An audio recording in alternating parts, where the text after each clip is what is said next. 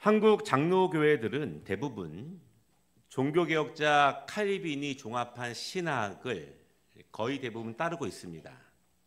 그리고 그것을 칼빈주의 이렇게 명명을 합니다. 전 세계적으로 3대 칼빈주의 학자 이렇게 불리는 명성 있는 학자들이 있는데요. 아브라함 카이퍼, 헤르만 바빙크, 벤자민 워필드 학자들입니다. 그 중에서 이 벤자민 워필드를 잠시 소개해 드리려고 하는데요. 미국의 유명한 이 프린스턴 신학교의 교수였습니다. 그는 34년간 학교에서 가르쳤고요. 1921년 하나님의 부르심을 받고 모든 이 땅에서의 소명을 마치게 되었습니다. 워필드가 25살에 애니 워필드와 결혼을 합니다. 그리고 독일로 신혼여행을 갑니다. 대서양을 건너서 큰 배를 타고 가는 중에 큰 풍랑을 만나게 돼요. 그때 애니가 번개를 맞게 되고 그때부터 평생 전신불구로 살았습니다. 그리고 워필드 교수는 아내가 세상을 떠날 때까지 39년간 아내 곁을 지켰습니다. 평생 2시간 이상 집을 비운 적이 없었어요. 강의를 1시간 반을 하고 또 집에 와서 아내를 돌보고 또 학교에 가서 강의를 하고 그런 식으로 39년간 아내를 지키고 돌보았습니다. 아내가 세상을 떠난 후에 워필드 교수는 자신의 그러한 삶에 대해서 한번 간증을 합니다. 간증을 하는데 로마서 8장 28절 말씀을 통해서 자신의 삶을 들여다봅니다. 우리가 알거니와 하나님을 사랑하는 자, 곧 그의 뜻대로 부르심을 입은 자들에게는 모든 것이 합력하여 선을 이루느니라. 아멘. 이 말씀을 실제 자신의 삶, 자신의 상황 가운데 그가 어떻게 적용했는가? 그는 이 말씀을 자신의 삶에 적용하면서 이렇게 소개를 해요. 하나님께서 사랑하는 자들에게 일어나는 모든 일들은 좋은 것일 수밖에 없다. 모든 것이 그분이 통치하심으로 우리 각자에게 일어나는 모든 일로부터 오로지 선한 것들만 수확해야 한다. 이것이 그분의 간증이에요. 하나님께서 우리의 삶을 주관하시기 때문에 우리의 각자의 상황이 다르지만 세상 사람들이 보는 관점과 다를 수 있겠지만 하나님이 통치하시고 인도하신다는 믿음 안에서 각자의 자리에서 최선을 다해서 선한 것들을 열매 맺게 하는 것, 그것을 그의 마음에 품고 이 말씀을 의지하며 평생을 그렇게 살아왔습니다. 하나님께서 주신 삶의 자리를 포기하고 그만둘 수도 있는 수만 가지의 이유가 있었겠지만 하나님의 말씀을 통해서 나에게 주어진 삶을 바르게 해석하고 그리고 하나님의 말씀을 소망에 두고 우리가 처한 삶의 모습 가운데 끝까지 이루어내는 말씀의 모습, 끝까지 그 소명을 잘 마치는 것은 우리의 모든 것은 하나님께서 인도하신다는 분명한 믿음이 있을 때 가능하죠.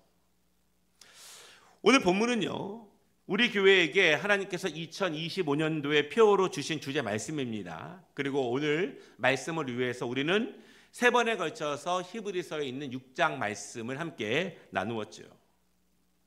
우리가 말씀을 들은 것처럼 6장에는 두 부류의 신앙인들이 등장했습니다. 한 부류는 4절과 5절에 나타난 성도들의 모습이었고 한 부류는 9절과 10절에 속한 성도들의 모습이었습니다.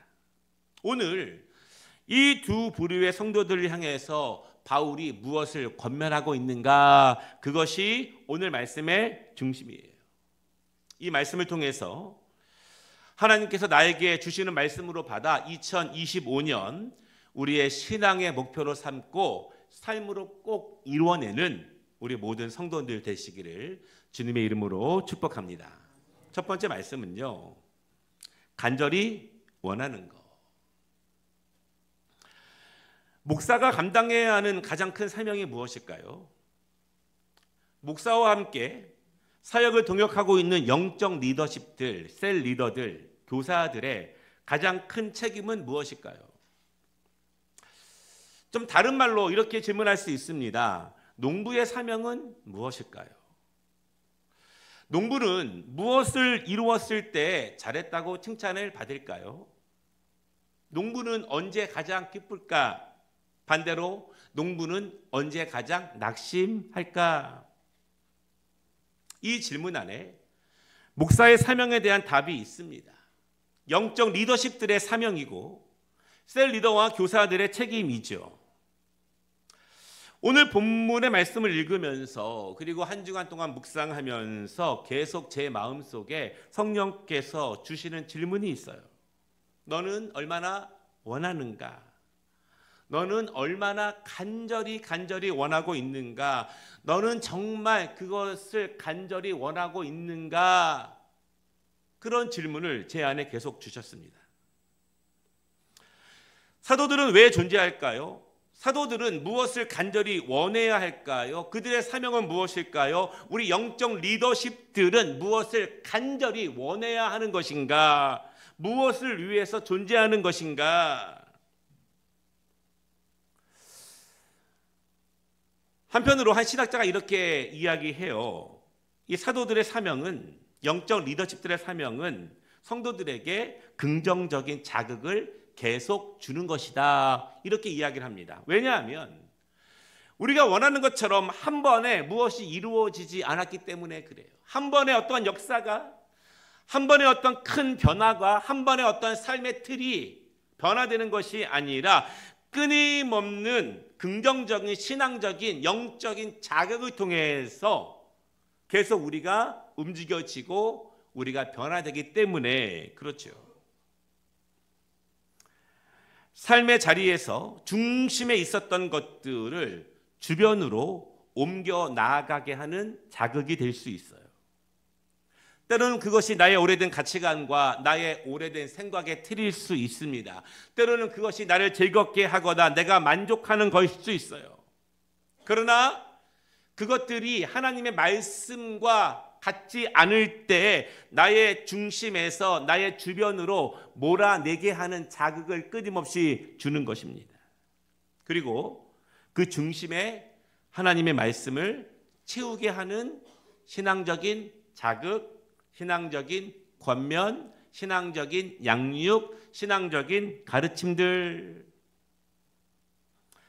하나님의 말씀을 주입하면서 이 땅에 영원하지 않은 것이 무엇인지를, 무엇이 영원한지를, 무엇이 잠시가 아니라 영원한 소망인지, 이 땅에서 사라지는 것들은 무엇이고 영원한 상급이 무엇인지를 끊임없이 자극 주고 권면하고 채워주는 것.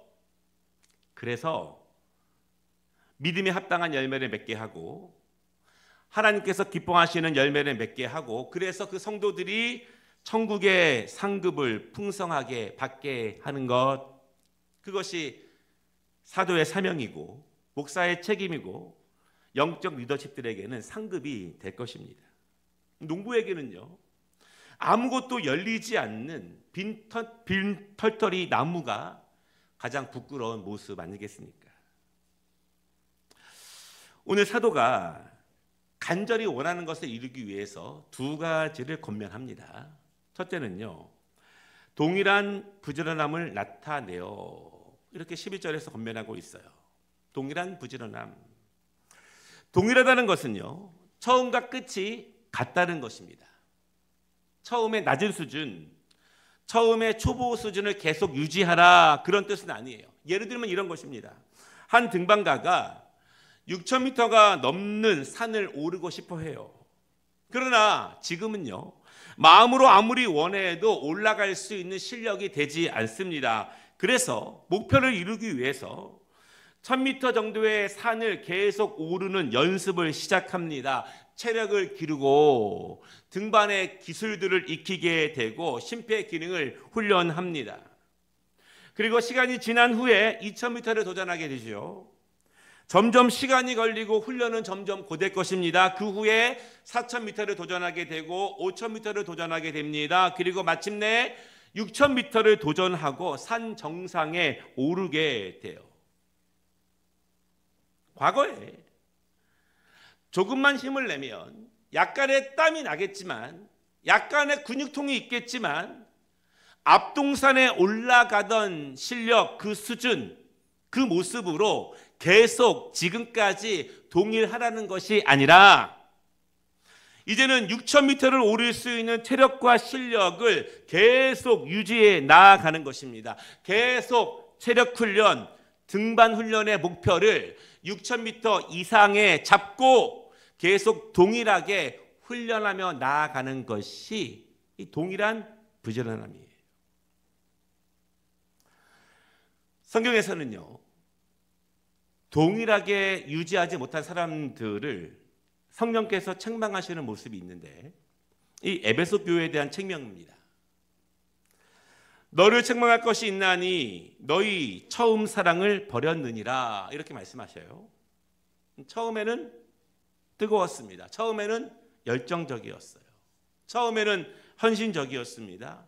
처음에는 어느 정도 시간 동안에는 주님을 사랑했고, 주님의 길을 가는데, 교회를 사랑하고 교회를 섬기고 세우는데 뜨거웠는데, 중요한 것은 지금은 아니라는 거예요. 지금은 동일하지 않다는 것입니다. 지금은 높은 곳에서 떨어졌다는 것입니다.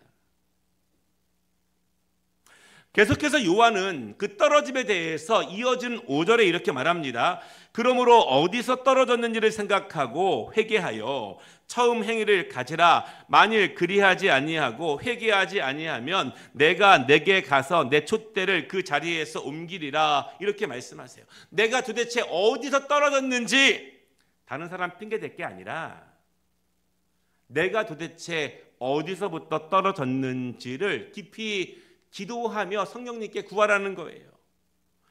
그렇지 아니하면 너 촛대를 옮기리라, 하나님께서 빼앗으시리라, 우리와 함께 하지 않는다고 말씀을 하고 계셔요. 우리는 이 신앙의 동일함을 유지하는 것이 우리의 신앙의 중요한 목표가 되어야 할 것입니다. 오늘 본문은요, 우리가 동일함으로 부지런함을 이루어 나아갈 때 우리가 이룰 수 있는 것을 이렇게 이야기합니다. 소망의 풍성함. 소망하던 것이 풍성함으로 이루어지죠. 장차 하나님의 약속이 그냥 약속으로 끝나는 것이 아니라, 우리 안에 마음에만 있는 것이 아니라 실제로 우리에게 풍성하게 이루어지는 것을 경험하는 것입니다. 소망의 풍성함을 이룰 수 있는 힘은 다른 데 있는 것이 아니라 동일한 부지런함 안에 있다는 것이죠. 사랑하는 여러분, 2025년도를 맞이해서 동일한 부지런함을 이루어 가시기를 주님의 이름으로 축복합니다. 사도들이 11절에서 또한 12절에서 간절히 원하는 두 번째 것이 있는데요. 둘째는 게으르지 아니하고. 사도들에게 있어서 목사에게 영적 리더십들이 가장 안타까워하는 것이 무엇일까요?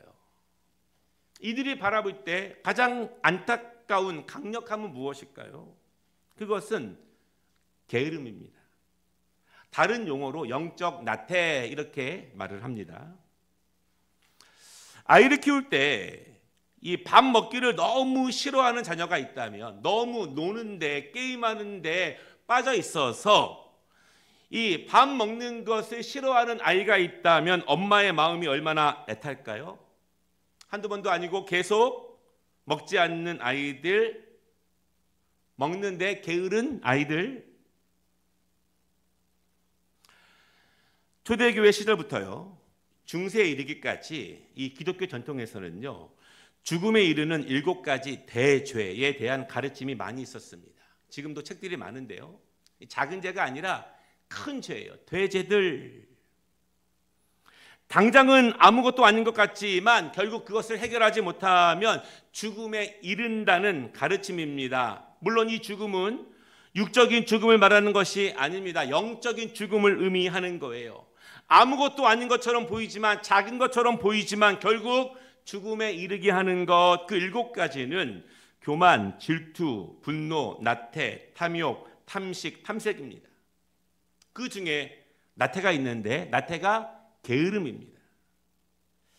그런데 이 게으름이요, 초대교회에서도 이미 많은 문제가 되었습니다. 그래서 이 히브리서 5장 말씀에 보면은 초대교회 성도들을 책망하는 말씀이 있어요. 11절이에요. 멜기세덱에 관하여는 우리가 할 말이 많으나 너희가 듣는 것이 둔함으로 설명하기 어려우니라, 이렇게 말씀합니다. 이 말씀을 초대교회 성도들은요, 듣기에 둔한 귀, 이렇게 불렀어요. 이게 원래 의미는 배우는데 게으른 사람들, 그런 의미입니다. 이 초대교회 시절에도요, 사도들을 애태우게 했고 영적 리더십들의 기도의 제목은 무엇이었냐면 배우는데 게으른 사람들, 듣기에 둔한 귀를 가진 성도들, 그들이었어요.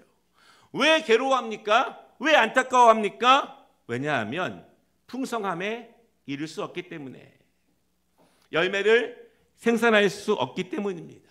게으르게 되면 별거 아닌 것처럼 보이지만, 작은 것처럼 보이지만 결국 4절과 5절 성도들의 모습으로 머물러 있기 때문에, 9절과 10절의 성도들의 모습으로 자라지 않기 때문이에요. 듣기에 둔한 귀. 그런데요, 열왕기상 3장을 보면은요, 어린 솔로몬이 하나님께 1,000번제를 드리며 간절히 기도합니다. 그때 9절에서 하나님이 그의 기도를 들으시고 이렇게 말씀하세요. 무엇을 줄고 너는 구하라. 그때 솔로몬이 이렇게 말합니다. 듣는 마음을 종에게 주사. 종에게 주사. 듣는 마음. 듣는 마음. 많이 듣는 것이 아니라 하나님의 말씀, 생명의 말씀, 나를 진정으로 살리는 말씀을 듣고 새기고 이룰 수 있는 그 삶의 모습들. 사랑하는 여러분, 우리가 사모하고 기도하고 있는 풍성함과 축복으로 나아가는 시작이 듣는 귀에 있다는 사실을 여러분 믿으시기를 바랍니다. 듣는 귀에 있어요. 하나님의 말씀으로 받아들이고 믿고 중심에 두고 그것을 이루어갈 수 있는 신앙의 모습. 죽음에 이르는 7가지 대죄는 이 현대에도요, 현대적인 모습으로 많이 재해석되고 있는데, 이 헨리 페일리가요, 현대 7가지의 치명적인 죄들, 이런 책에서 현대적으로 해석하고 있습니다. 그 중에서 현대 그리스도인들에게 가장 치명적인 나태에 대해서 이렇게 설명을 해요. 나태는 신앙의 편의주의다. 이제는 그리스도를 편리하게 섬긴다는 것입니다. 원래 그리스도를 섬기던 그 시절을 기억해 보십시오. 얼마나 그들이 위태하게 섬겼습니까? 얼마나 조마조마하며 섬겼습니까? 얼마나 삶의 우선순위에 두며 그리스도를 섬겨 나아갔습니까? 그러나 이제는 그리스도를 편리하게 섬기는 거예요. 시간도 그렇고 마음도 그렇고 복장도 그렇고 손도 그렇고 성경 찬송도 교회 다 빛이 되어 있고 의자도 편리해집니다. 이제는 가벼운 옷차림과 가벼운 마음으로 내가 편리한 시간에 교회에 나와 따뜻하고 시원한 곳에 앉아서 어느 정도의 마음의 울림만 얻게 되면 그것으로 만족하며 나아가는 성도들의 모습일 것입니다. 굳이 내가 힘든 봉사를 하지 않아도 사람들과 부딪히지 않으면서 내가 정한 한도 내에서만, 그것이 시간이든 물질이든 은사이든 무엇이든지 내가 정한 범위에서만 신앙생활을 하는 모습을 신앙의 편리주의, 그렇게 설명을 해요. 또한 미국의 유명한 설교자 중에 헨리 워드 비처라고 하는 목사님이 있는데요. 그분은 이 현대 그리스도인들이 은혜로 나아가는 데에도 게으르다, 이렇게 설명을 합니다. 이런 예화예요. 갑자기 친 거친 파도에 바닷가에 있던 바닷가재는 큰 파도의 힘에 의해서 큰 갯바위 위로 떠밀려 올라갔습니다. 그리고 비가 그치고 해가 떴습니다. 그리고 쨍쨍 내려찝니다. 그리고 바닷가재는 큰 바위 위에서 타들어갑니다. 그런데 그 바닷가재에게는 바다로 다시 돌아갈 수 있는 충분한 힘이 있습니다. 약 1m만 열심히 기어 오른다면 그는 그가 살던 고향으로 돌아갈 수 있습니다. 그러나 그는 그것을 포기하고 다시 큰 파도가 치기만 기다립니다. 그리고 그곳에서 말라 죽고 말았습니다. 성령님의 큰 파도가 내게 찾아오기를 원하지만, 사모하지만 내가 성령님께 나아가지를 못해요. 하나님의 은혜를 원하지만 내가 은혜로 나아가지는 못합니다. 큰 파도가 쳐서 나를 그리로 떠밀려 가게 하기를 바란다는 것이죠. 오늘 11절 끝부분에 말하고 있는 것처럼 모든 그리스도인들은 소망의 풍성함에 도착하기를 원합니다. 그것이 우리의 영적인 풍성함이든 일부 삶의 풍성함이든 하나님께서 우리를 풍성함으로 인도하시기를 원해요. 그래서 처음에는 열심이었습니다. 한때 열심이었습니다. 한때 노력하고 신실하게 나아갔습니다. 그러나 장애물을 만나니, 누가 만들어내는 장애물인지 잘 모르겠지만 상황이 어려워지니, 상황이 달라지니, 환경이 변하니 그 부지런함이 동일하게 유지되지 못하는 거예요. 여러분들 그거 아십니까? 그것이 영적 나태로 이어진다는 것을, 영적 나태로 이어지게 돼요. 더 이상 사모하지 않고 더 이상 열심을 내지 않습니다. 과거의 추억에 머물러 있어요. 그렇다고 멀리 떠나 있는 것도 아니에요. 다만 주변을 맴돌 뿐입니다. 에베소 성도들처럼 더 이상 주님을 중심에 모시지는 않아요. 주님을 주변에만 모셔두지요. 2025년 동일한 부지런함으로 말씀을 대하고 꼭 말씀을 실천하여서 말씀이 지금도 나에게도 이러한 상황 가운데서도 이루어진다는 사실을 꼭 경험하시기를 바랍니다.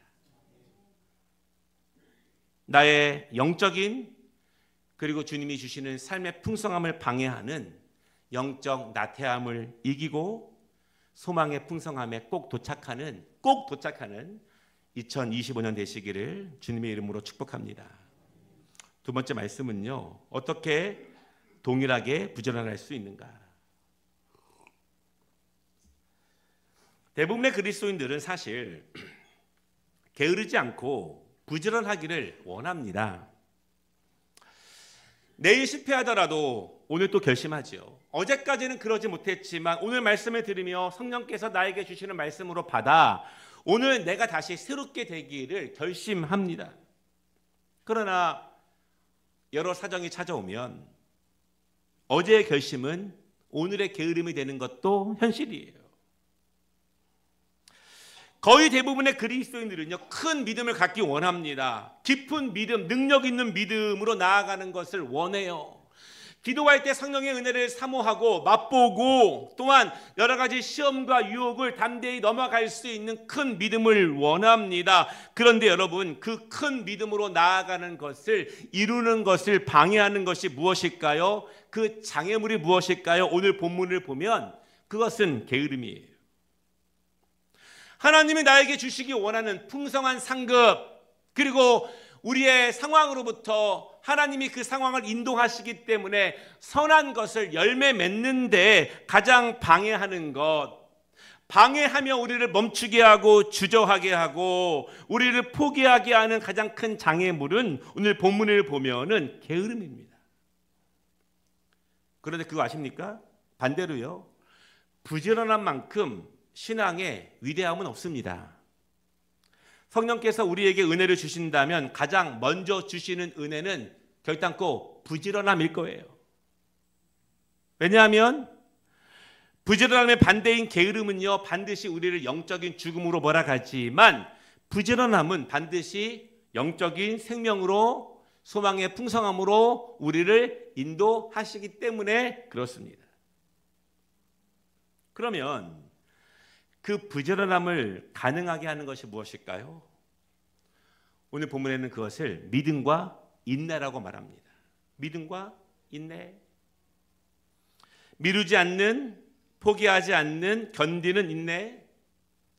그런데 이 인내의 또 다른 의미가 있는데요. 단순히 견디는 것이 아니라 인내의 또 다른 의미는 바로 한다는 것입니다. 내일로 다음으로 미루지 않고 지금 바로 성령께서 말씀을 주실 때, 내가 결단할 때, 결심할 때, 성령께서 나에게 말씀을 주실 때 지금 바로 감당해 나아가는 것이 인내의 힘이에요. 왜냐하면 우리 모두는 연약하기 때문에 아무리 지금 결심해도 잠시만 미루게 되면은 이루는 것을 방해하는 수많은 장애물들이 우리 안에 얼마나 많이 침투하게 됩니까? 그래서 진정한 믿음의 인내는 즉시 바로 실행할 수 있는 힘이에요. 사랑하는 여러분, 인내는요, 믿음으로 성장합니다. 결국 큰 믿음, 깊은 믿음은 인내를 먹고 믿음이 자라나게 되는 거예요. 그래서 성도들을 바라보게 되면 믿음이 곧 인내라는 것을 우리는 알게 되죠.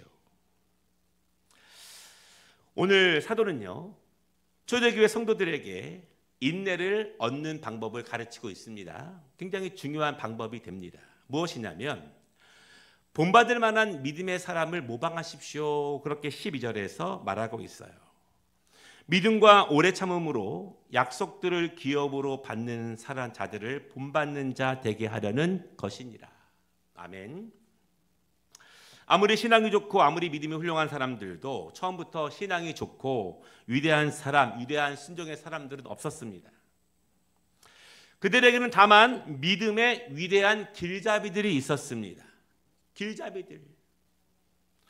별 볼 일 없는 신앙의 사람을 바라보며 신앙을 배우는 것이 아니라 위대한 믿음의 사람들을 길잡이 삼아 그들을 모방하며 신앙을 배워 나아가는 모습이에요. 위대한 믿음의 사람들도 초보였던 적들이 있었죠. 젖만 먹는 어린아이 시절이 있었습니다. 복음의 위대함을 맛만 본 정도에 그쳤던 적들도 있었습니다. 그러나 그들은 그 자리에 머물지 않아요. 그리고 위대한 믿음의 길을 걸어간 믿음의 길잡이들의 삶을 살펴보게 됩니다. 그들이 하나님을 섬기는 모습, 그들이 시험과 유혹을 이기는 모습, 그들이 삶 앞에 담대했던 모습을 길잡이 삼아 그 길을 따라 걸어가는 거예요. 우리가 말씀을 통해서 구약의 성도들과 신약의 성도들의 모습을 보고 배우는 이유는 그들을 우리의 믿음의 길잡이로 삼아 모방하며 살아갈 수 있도록 우리에게 길잡이가 되기 위해서입니다. 물론 그들도 시험을 만났죠. 유혹을 만났습니다. 믿기 어려운, 순종하기 어려운, 여차하면 게으름에 빠질 수 있는 일들이 많았습니다. 그러나 그들은 이겼습니다. 무엇으로? 믿음으로. 믿음이 인내를 만들어내기 때문에 하나님이 주실 풍성한 소망의 상급을 믿음으로 확신하며 그 어려운 유혹들을 이겨 나아갑니다. 결국 믿음은요, 견딜 수 있는 힘을 주고 인내는 믿음을 키워 나아갑니다. 믿음이 분명해야, 소망이 분명해야 인내할 수 있어요. 믿음과 소망이 불분명하면 인내하지 못해요. 대부분 인내하지 못하는 경우는 믿음과 소망이 불분명하기 때문에 그렇죠. 그러면서 오늘 바울은요, 13절에서 아브라함을 길잡이로 예로 듭니다. 아브라함의 믿음과 아브라함의 인내를 본받으십시오 이렇게 권면합니다. 14절을 보면은요, 아브라함은 반드시 복 주신다는 약속을 믿었고, 15절 그래서 오래 참았고, 그리고 그는 그 약속을 이루어내게 됩니다. 소망의 풍성함을 누리게 되죠. 말씀을 마치겠습니다. 2025년 무엇보다 부지런한 한 해가 되기를 원합니다. 우리가 부모님으로부터 물려받은 것이 적을 수 있어요. 우리의 가정의 환경들이 조금 열악할 수 있습니다. 내가 타고난 지혜가 조금 부족할 수 있습니다. 그럼에도 불구하고 무엇보다 부지런한 한 해가 되시기를 축복합니다. 특별히 기도하는데, 특별히 예배하는데, 봉사하는데 부지런하시기를 원합니다. 나의 성장을 방해하는 나의 열매 맺는 것을 방해하고 있는 게으름과 영적 편의주의에게 지지 않고 믿음과 인내로 소망의 풍성함을 이루어가는 올 한 해 되시기를 원합니다. 미루지 마십시오. 할까 말까 망설일 때에는 하면 됩니다. 그것이 성령님의 뜻이에요. 올해 우리가 아브라함을 길잡이로 삼아 본받고 성장해 나아가는 것처럼 누군가가 나의 신앙의 모습을 본받아 그도 성장할 수 있는 복된 한 해가 되시기를 주님의 이름으로 축복합니다.